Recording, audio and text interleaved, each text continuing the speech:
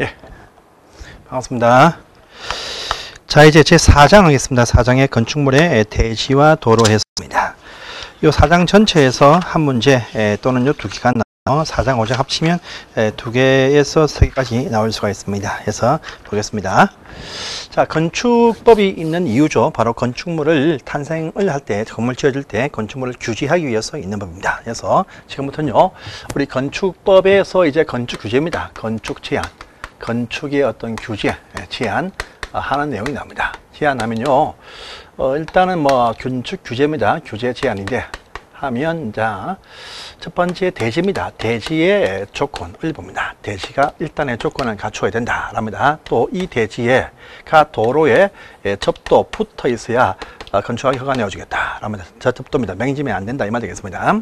또 세 번째입니다. 이 짓는 건물 구조, 이것도 튼튼하고 안전해야 되겠습니다. 자, 또 필수 설비, 이것을 갖추고 있어야 허가 난다. 그래서 대지, 도로, 구조와 설비가 바로 건축 규제에 관한 사항들입니다. 자, 먼저 대지부터 본 대지는요, 아주 많이 있습니다. 하지만요, 제일 중요한 것이 대지에서 조경 설치한다. 요거하고요, 대지의 공개 공지 요거하고, 그 다음에 대지의 분할 제한 어떤 면적, 대지의 분할 제한 면적, 최소한 어떤 대지의 조건, 바로 요 세 가지가 시험에 나오고, 딴 거는 시험에 안 나옵니다, 실제. 자, 대지에 조경 설치합니다. 조경 설치가 의무가 있습니다. 그런데 이 대지의 조경은요, 건물 크기가 아닙니다. 아니고 이 대지 자체 넓이가 200제곱미터 요 규모 이상이 되면 조경을 설치하라고 조경 설치할 의무를 부여한다고 합니다. 보통 보시면 요 대지 면적에 보통은 10%가 많습니다. 10% 범위 내에서. 근데 어떤 것은 20%도 있습니다. 30%도 있습니다. 또 5%도 있습니다. 하지만 제일 많은 것이 10%입니다. 보통 10%다 보면 됩니다. 설치모가 있다 해서 대지가 200이다. 그러면요, 20제곱미터에 조경을 설치해야 된다가 원칙입니다. 그런데 여기서 잘 나온 것이 설치 의무가 면제되는 위치와 어떤 건물군 등이 있습니다. 그래서 뭐냐 하니까 일단은 시골 농촌, 녹지부터 농촌들 비도시 지역들 관농자에서는요, 나무 심을 필요가 없다라고 합니다. 첫 번째. 두 번째 보시면 축사 등도 심을 필요가 없다. 염전 토지, 연분 토지 나무 심을 수가 없습니다. 자, 또 그 다음번 문제인데요, 가설 건물 중에서는요, 우리가 저번 주에 배웠습니다. 허가받는 허가 대상 가설 건물이 여기에 포함됩니다. 신고 대상은 모델하우스 규모가 크면 실체이 됩니다. 그 다음에 또 보시면 이제 저기 기타 골프장, 골프란 말 붙어요. 골프는 나무를 베죠. 그 다음에 관광 휴양, 관광 이런 말 나오면 또 나무 심을 필요가 없습니다. 그래서 이런 식의 어떤 표현되는 어떤 위치와 건물들이 있습니다. 자, 시험에 잘 나오는 것은요, 공장이 시험에 잘 나옵니다. 공장과 물류시설, 창고, 요것이 또 잘 나옵니다. 잘 나와요. 공장과 물류입니다. 공장 같은 경우는요, 세 가지 중에 하나 딱 걸리면 심을 필요가 없어요. 공장. 요건 대지 면적이 5,000제곱미터 미만이거나, 또 공장 건물의 연 면적 이것이 1,500제곱미터 미만이거나, 또는요, 공장이 산업단지 안에 위치하면 나무 심을 필요가 없다라고 합니다. 자, 또 물류시설, 물류창고인데 이것은 이제 연면적이 1,500제곱미터 안 되면 나무 심을 필요가 없다. 이것도 보시고요. 그렇지만 요 물류시설 위치가 주거지역 또는요, 상업지역 안에 위치하면 그 면적이 200 이상이면 나무 심어야 된다. 의무가 또 부여된다. 이렇게 하는 부분도 있습니다. 이거 보시고요. 그 다음에 대지는 땅에다 나무 심는다. 그것이 원칙인데, 땅에 심는다가 원칙이에요. 근데 다른 곳에 설치하면 설치했다라고 인정, 대체되는 어떤 부분도 있다. 이것도 중요하죠. 그래서 건물 옥상에다가 조경을 설치한다. 옥상입니다. 옥상.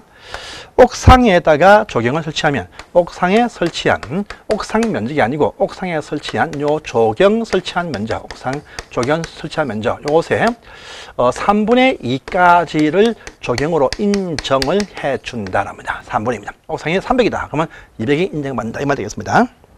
이것이 땅에 설치해야 될 의무 설치할 면적, 이것을 대체할 때는요, 의무 면적의 100분의 50까지만 대체할 수 있다.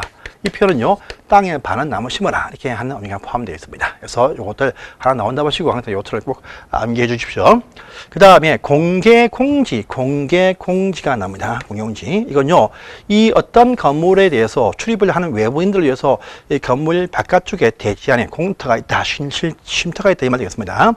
요 일반 다수인들을 위해서 이것을 설치한다 이렇게 보시면 돼요. 일반 다수입니다. 그래서 보시면 첫 번째, 요 설치하는 대상 지역이 또 따로 있습니다. 첫 번째, 두 번째는요, 설치하는 대상 건물군들도 있더라 합니다. 또 세 번째는요, 설치하는 그 대상 규모가 또 나오고 그럼 크게 설치해야 돼요. 그래서 지역 보시면 두 문자 한번 따보십니다. 일준이 상준이랍니다. 일준이 상준이에서 일반 주거지역, 준주거지역, 중일요건 상업지역 전부 다 내가 있다. 그 다음에 준공업지역입니다. 일준이 상준이 일반 주거지역, 준주거지역, 중일유건 모든 상업지역들, 다음에 어떤 공업지역에서만 필요하다. 또 지방조례에서 정해주는 요 지역도 여기에 해당된다 이렇게 말합니다. 그래서 일준이 상준이라고 하는 요 장소 안에서 그 건물 종류입니다. 문화집회시설, 또 종교시설, 또 판매시설, 백화점이마트, 그 다음에 운수시설, 여객용시설, 그 다음에 숙박시설, 관광호텔들, 업무시설용 빌딩을 짓는데, 빌딩을 쓰는데 건물 전체가 아니고 일부만 써도 해당 부분의 바닥 면적 합계 5,000제곱미터 이상만 이렇게 쓴다라면 이러한 지역에서는요, 이러한 건물들을 이 크기로 쓸 때에는 요 대지입니다. 대지 면적, 이 건물의 대지 면적의 10%, 여기 범위 안에서 그 지방 조례에서 정해주는 면적 이상으로 공개 공지를 이제 설치한다랍니다. 여기는요, 쉼터 등을 조성을 할 것이다. 의자 등을 놓아야 됩니다. 그런데 이러한 건물들 실제 보시면 조경 설치할 그 건물들에 포함될 것입니다. 그래서 그 조경 설치한 면적도 공기로 인정을 해준다. 자, 또 매장 문화재 현지 보존 조치 그 면적도 설치한 것을 같이 인정해 주겠다 해서 요거 설치하면 땅 갈 필요 없다. 의자가 몇 개 나오면 같이 인정해 준다 이 말 되겠습니다. 보시고 이 공지가 또 아깝다 싶으면 이 공지에 대해서 연간 60일 범위 안에서 각종 어떤 판촉 등 문화 활동을 하게 해준다 라는데 실제 가보시면 1년 내내 팔고 있습니다. 뭘. 그리고 또 보시면요, 또 하나 보실 것이 공지 설치했다 혜택을 줍니다. 혜택을 줘요. 특혜 줍니다. 뭐냐? 일단은 건폐율과 용적률과 그 다음에 건물의 높이 제한 요 세 가지를 대통령령이 정하는 범위 요 안에서 완화할 수 있다. 그런데 이 완화되는 비율에 상세한 내용, 요 내용을 딱 보니까 용적률과 높이 제한에 대해서 해당 그 적용받고 있는 그 용적 높이 제한에서 1.2배까지 완화시켜 줄 수가 있다랍니다. 그래서 1점이란 요 상세한 숫자가 나올 때는 용적률과 높이 제한. 그냥 이렇게 이 문장이 안 나올 때는 건폐율까지 포함해가지고 건폐 용적 높이를 다 완화할 수 있다. 대통령을 보니까 용적률과 높이에 대해서만 1.2까지 완화할 수 있다. 이렇게 상세하게 나옵니다. 그래서 이 두 가지가 아주 잘 뜹니다. 또 세 번째입니다. 대지의 분할 제한 면적이죠. 요건요, 건물이 있는 대지, 건물이 있습니다. 이 건물이 있는데 이 건물이 있는 대지를 놓아둔 채로 이 대지 일부를 분피를 한다고 했을 때 요 건물이 있는 쪽 이 면적이 최소한 일정 면적 이상이 나와야 된다. 요 규모가 안 되면 분할할 수가 없다. 이렇게 되는 제한을 합니다. 그래서 그 기준 면적 보시면 주거지역은요 60제곱미터입니다. 상업지역은요 150제곱미터입니다. 공업지역은 보시면 역시 150제곱미터. 녹지는 보시면 200입니다. 도시 내에서 주상공급지 60, 150, 200. 미달되는 토지 분할. 요 미달되는 토지 분할을 금지한다 이렇게 말합니다.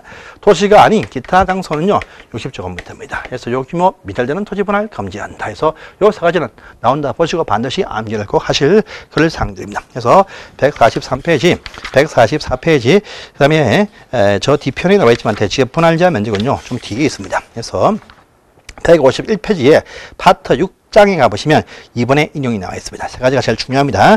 이것들 보시고요. 딴 거는 크게 의미가 없습니다. 그 다음에 또 그 밑에 144페이지에 5번에 맞벽 건축입니다. 맞벽 건축. 이 건물 지을 때는요, 건물 높이가 좀 높으면 좀 띄워서 건물 짓는다. 이것이 원칙입니다. 원칙인데, 어떠한 장소는요, 바짝 맞띄어서 맞벽으로 이렇게 거의 붙은 것처럼 이렇게 건축을 할 수 있는 특별한 지역들이 있더랍니다. 맞벽입니다. 이때 맞벽이라는 것은요, 인접 대지에서 50cm 이내로 바짝 붙일 수 있다랍니다. 근데 이렇게 할 수 있는 지역들이 제한받습니다. 제한됩니다. 그래서 이렇게 할 수 있는 곳은요, 모든 곳이 아니고 상업지역에서 상가 등 지을 때 바짝 붙여서 지을 수 있습니다. 상업지역에서.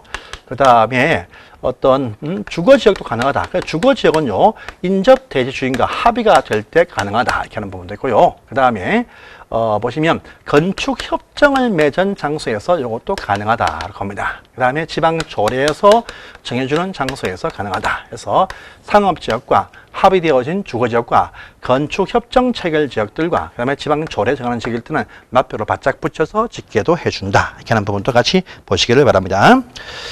자, 이렇게 해서 도로 대지의 조건 다 끝이 났습니다.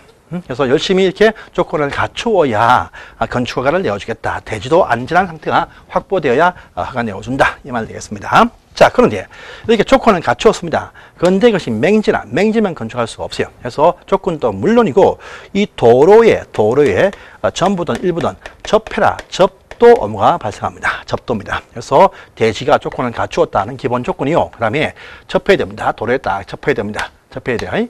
접한 것이 고속도로에 접했어요. 그러면 건축 못합니다. 철도에 접했어요. 더더욱 못합니다. 못해요. 접해서 잘 붙어야 돼요. 그래서 접하는 도로 조건이 있습니다. 도로. 이 건축상의 도로라고 하는 것은 뭐냐라고 하니까 사람도 다닐 수 있고 동시에 차도 다닐 수 있는 조건을 갖춘 그런 도로로서 그 폭이 최소한 4m 넓이 이상이 될 때 가능하다. 이렇게 말합니다. 바로 이것이 뭐냐? 도로의 최소한 넓이에서 소요 너비다. 이렇게 부른다라고 합니다. 여기에 미달되는 길에 붙으면 안 된다. 이것이 기본 조건입니다. 붙어도 잘 붙어야 됩니다. 이 말입니다.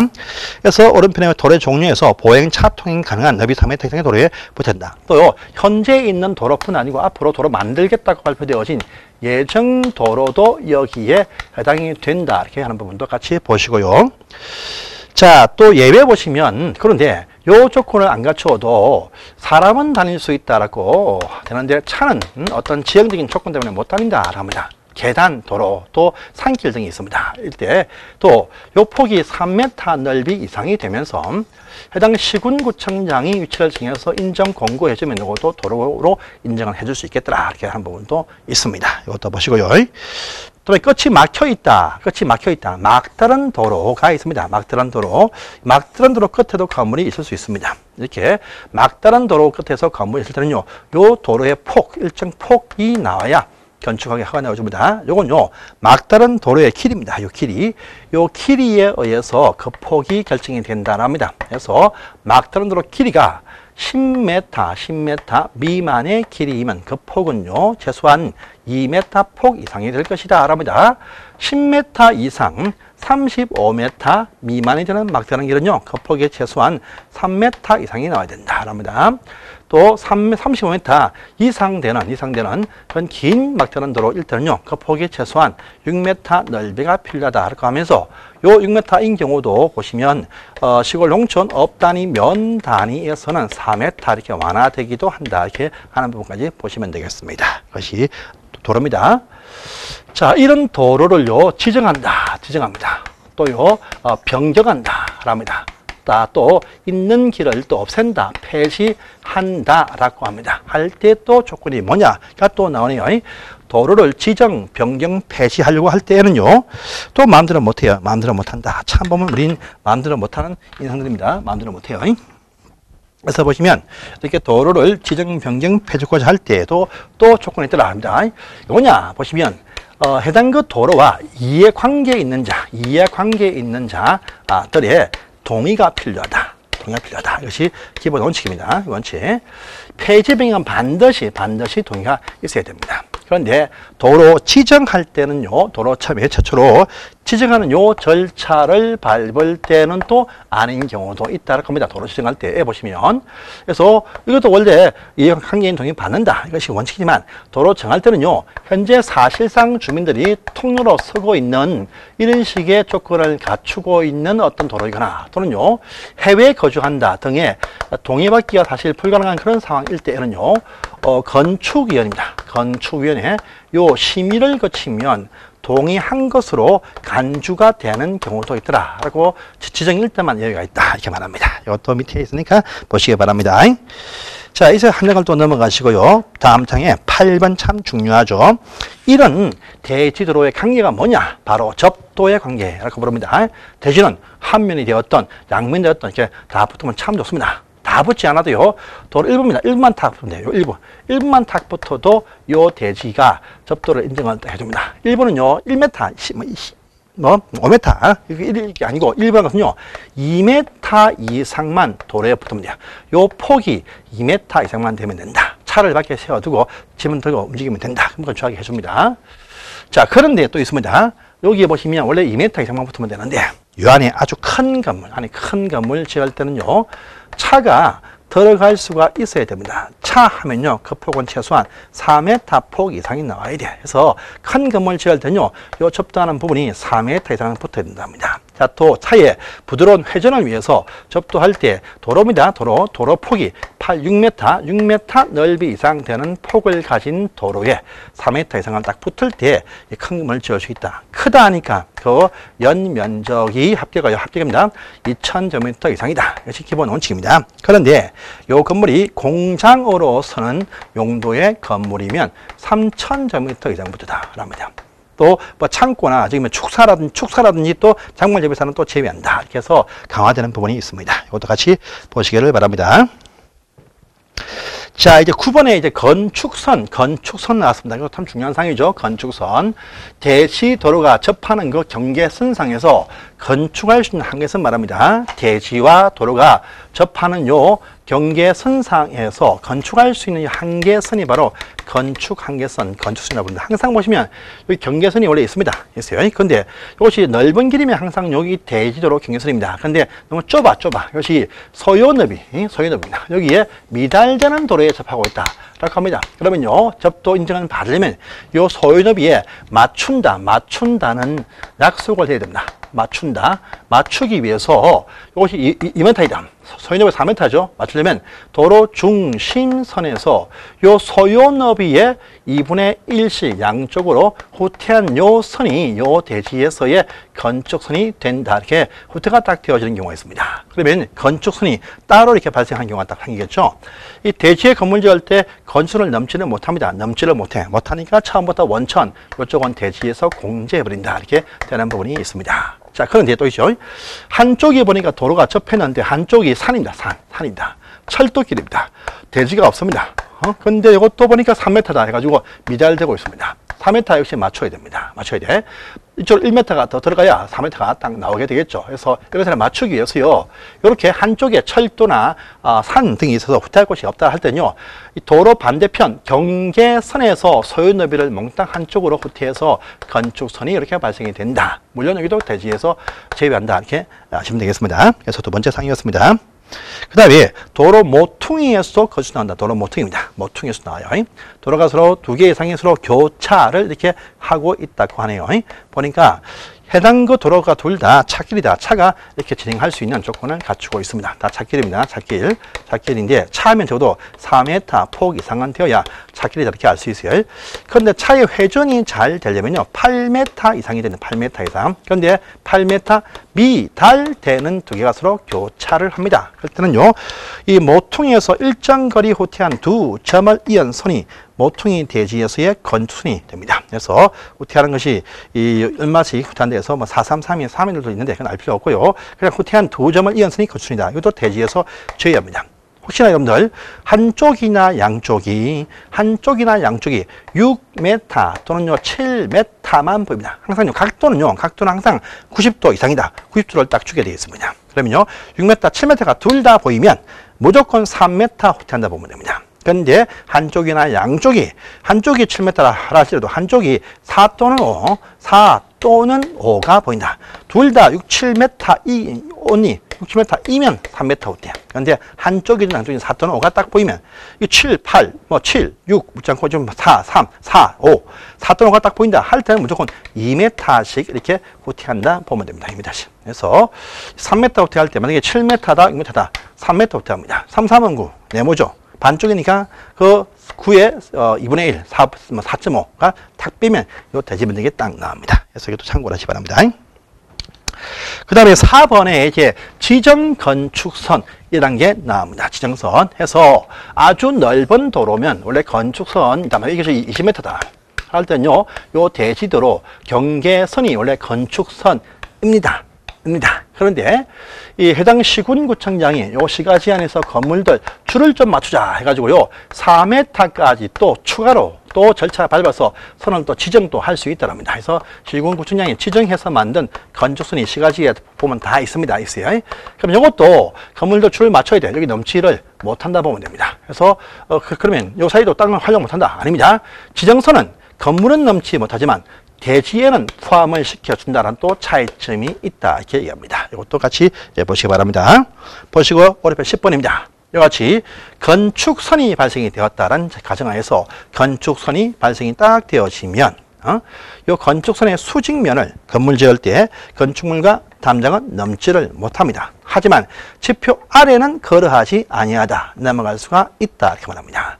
자, 또 건물 창문을 딱 여니까 넘어온다. 근데 그 높이가 도로에서 4.5m까지 이하라고 할 때에는요, 창문을 열 때도 건축선 수직면을 넘는 구조이어서는 안 된다라고 하는 부분도 같이 보시기를 바랍니다. 여기까지가 바로 대지 도로와의 관계였습니다. 자, 보시고 이제 그다음 넘어가시면 이제 제5장에 건물의 구조와 설비가 또 나옵니다. 이것도 간단히 보겠습니다.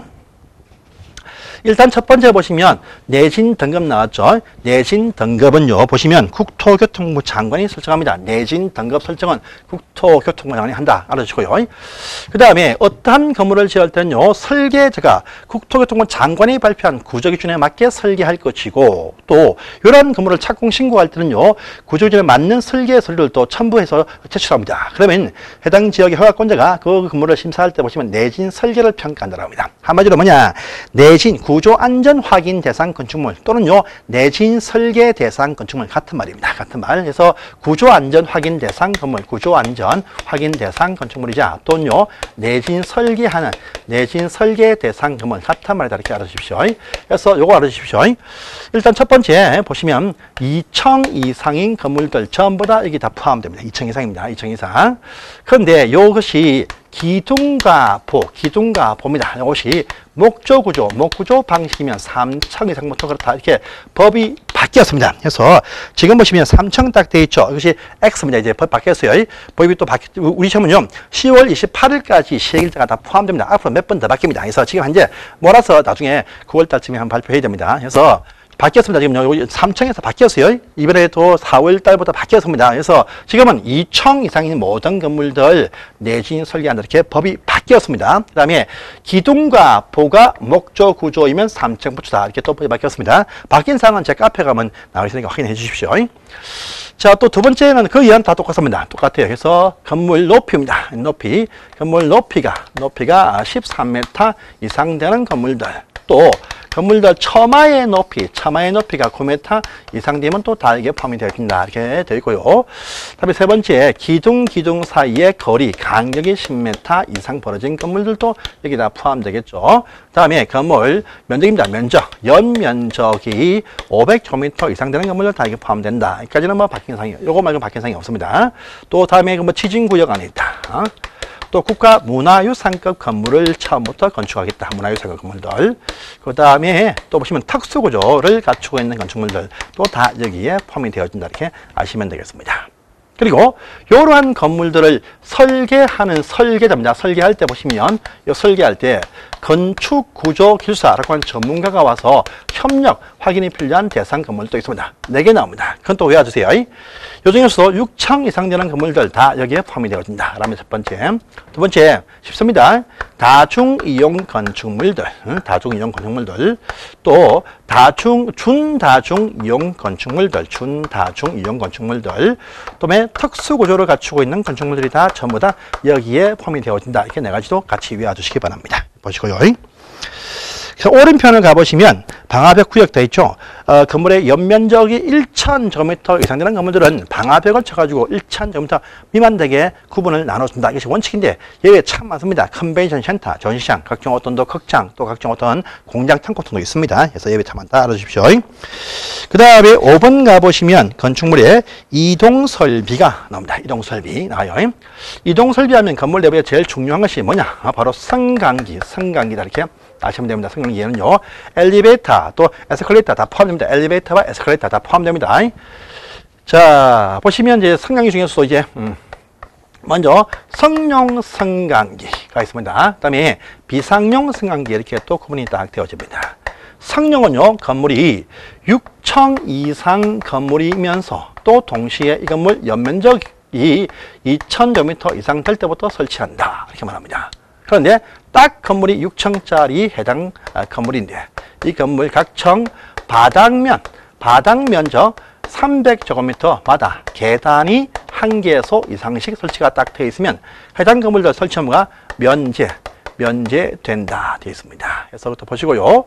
그 다음에 비상용하면 31m를 초과할 때 비상용을 설치한다. 이렇게만 딱 아시고 넘어가시면 되겠습니다. 자, 보시고요.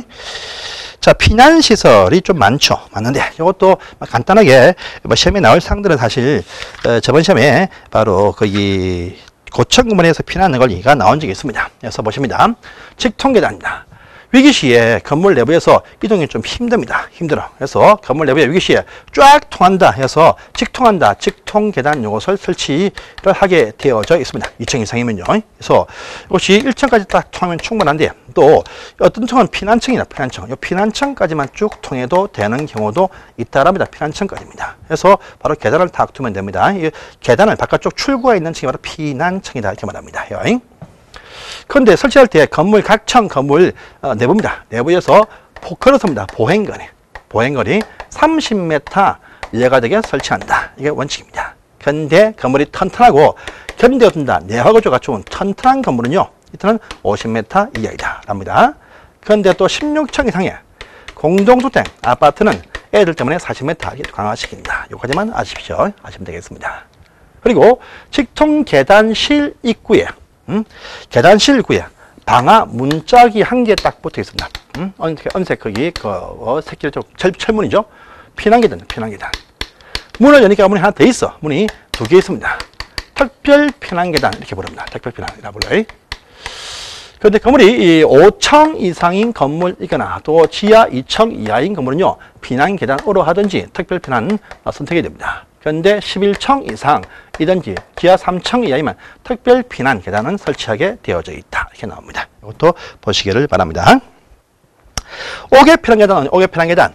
어떤 건물의 쓰임새입니다. 3층, 1, 2, 3층부터 그 위에 용도가 뭐냐?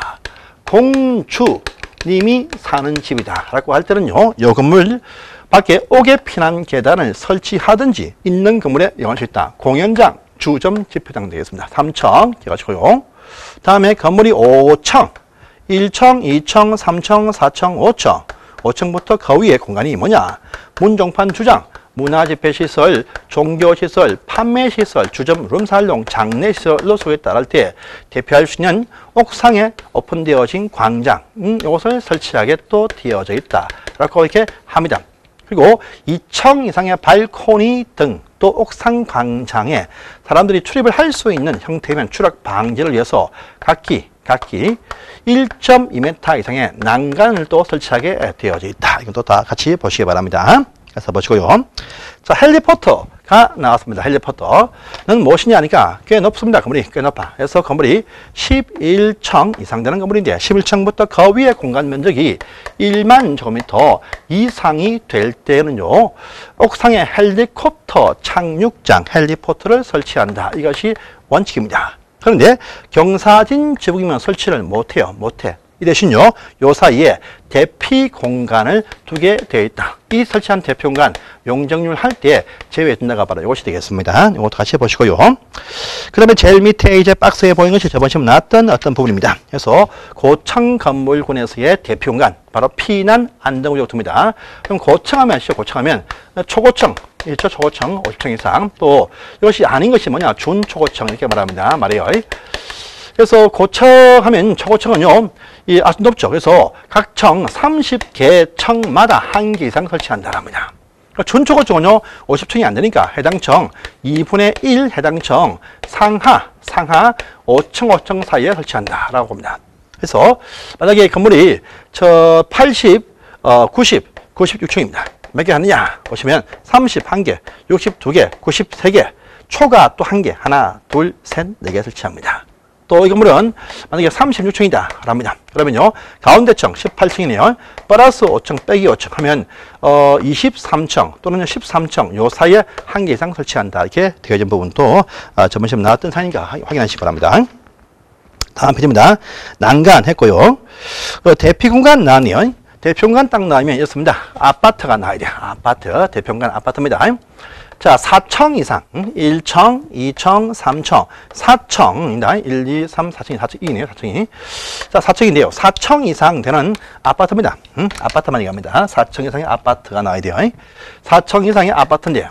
이럴 때 보시면 대평관 둡니다. 그래서 세대 안에 별도로 두기도 합니다. 이 발코니 쪽에다가 두는데요. 그럴 때 보시면 옆집과 같이 쓰면 면적이 3제곱미터 이상, 혼자 쓰면 2제곱미터 이상 면적이 딱 들어갑니다. 그래서 이렇게 대평관 딱 두는 원칙입니다. 하지만 여기 발코니 이 사이 벽이 있죠, 벽. 이 벽이 파괴하기 쉬운 경량 구조이거나 또 피난구가 있거나 또 발코니 바닥에 밑으로 빠지는 피난구, 하향식 피난구가 있으면 설치모가 면제되기도 한다. 이렇게 봅니다. 이것도 보시고요. 자, 차면시설합니다. 인접 대지 경계선상에서요, 2m 안에 건물 딱 지으면서 창문을 이렇게 딱 낸다라고 할 때는요, 차면시설 설치해서 안 보이게 해라. 그래서 2m 안에 그 창문을 낼 때입니다. 체크하시고요. 그 다음에 500세대 이상 되는 아파트, 500 이상 아파트는요, 범죄 예방 기준에 맞게 건축한다. 이것도 같이 체크만 딱 하시길 바랍니다. 하시고요. 넘어가십니다. 그러면 7번 가볼게요. 7번. 건물 외부에서 핸드폰을 통해서 불을 켜고 끄고 보일러 켭니다. 바로 지능형 건축물이 있습니다. 이것을 인증제 실시하는데, 이 인증은요, 국토교통부 장관이 인증제를 실시합니다. 그래서 인증 등급을 얻었다라고 할 때는요, 이걸 딱 얻으면 혜택을 줍니다. 뭐냐? 조용히 혜택을 줍니다. 혜택이 15%의 혜택을 줍니다. 조경은 설치 의무를 빼주는 것이 혜택이다 해가지고 100분의 85%입니다. 85%. 용적 높이는 더 줘요. 더 줘. 100분의 115%가 혜택이 된다. 그래서 요 간단하지만 체크를 딱 해주시고요. 그 다음에 자연재해 위험 개선 지구 안에서요, 중에서 침수 위험 중에서 행정청이나 공공단체가 건물 지을 때는요, 1층 전부를 필터를 할 것이고 또 침수 예방시설을 설치한다. 이렇게 되어진 부분도 같이 체크를 하시길 바랍니다. 그래서 여기까지가 바로 건축 지안이었습니다. 다음 파트는요, 건축 기타 규제가 나옵니다. 이것도 한 문제가 나올 수 있는 사항도 있으니까 다음 시간에 보겠습니다.